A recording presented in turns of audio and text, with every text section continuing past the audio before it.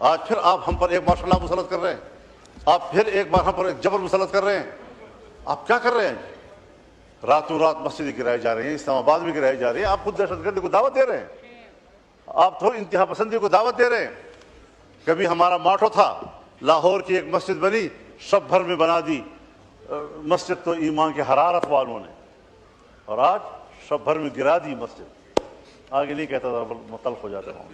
جی شکریہ جی, شکریہ مولانا صاحب. کھولیں مولانا. 50 کی آپ نے لسٹ مہیا کی ہوئی ہے. مسجد جب بن جاتی ہے تو پھر وہ مسجد ہے, قیامت تک کے لیے مسجد ہے. کسی مائی کا لال اس مسجد کو نہیں گرا سکتا. ہم اپنا خون گرائیں گے لیکن مسجد کو نہیں گرنے دیں گے, اور اس کو دوبارہ تعمیر آپ پر لازم ہے. آپ نے 24 گھنٹے کا ٹائم لیا تھا, آج 1 بجے وہ ٹائم ختم ہو گیا ہے, ابھی تک آپ نے وہاں اینٹ نہیں رکھی. اگر صورتحال خراب ہوتی ہے تو فضل الرحمان ذمہ دار ہوگا.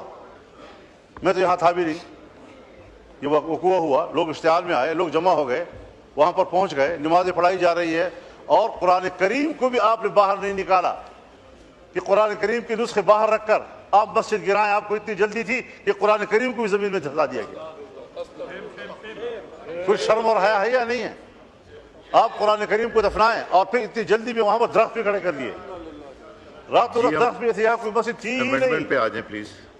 حضرت یہ مسجد ہے, یہ مسجد تھی, یہ مسجد رہے گی, اور 50 مساجد کی جو لسٹ آپ نے مہیا کی ہے, میں چیلنج کرتا ہوں آپ کو, آپ کسی ایک مسجد کی ایک اینٹ ہلا کر رکھ دیں, پھر فضل الرحمان نہیں ہوگا.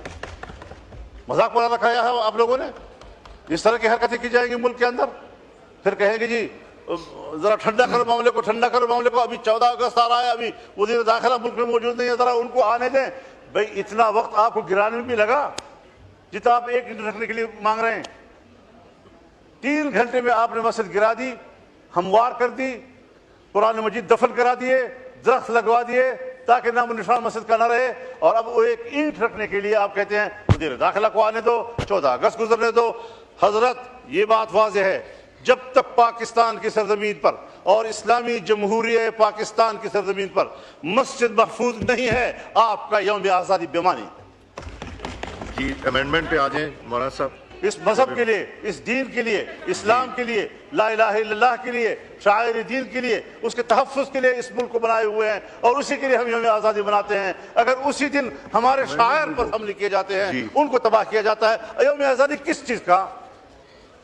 آپ کے اوپر ایک بڑے فکر مند انسان کی تصویر طلال صاحب پہلے یہ کر کے تو پھر آپ کو دوں گا. یہ کیا سوچے گا, اس کی روح کیا سوچے گی؟ جی ایمان کہاں گیا, اتحاد کہاں گیا, یقین محکم کہاں گیا, جی, اور آزادی کا دن بنا رہے ہیں. یہ ساری چیزیں ہم تضادات کا شکار ہیں قومی سطح پر, اور ہمیں آج ہی وہاں پر وعدے کے مطابق 48 گھنٹے کے اندر, 48 گھنٹے 1 بجے پورے ہو گئے, 1 بجے پورے ہو گئے, اور ابھی تک وہاں پر اینٹ نہیں رکھی گئی. تو یہ خلاف ورزیاں یہ آپ کی طرف سے ہو رہی ہیں, اور ہم آپ اشتعال کا ماحول پیدا کر رہے ہیں. آپ اشتعال پیدا کریں اور ہمیں کہیں کہ جی آپ کول ڈاؤن کریں, یہ نہیں ہو سکتا. شکریہ جی.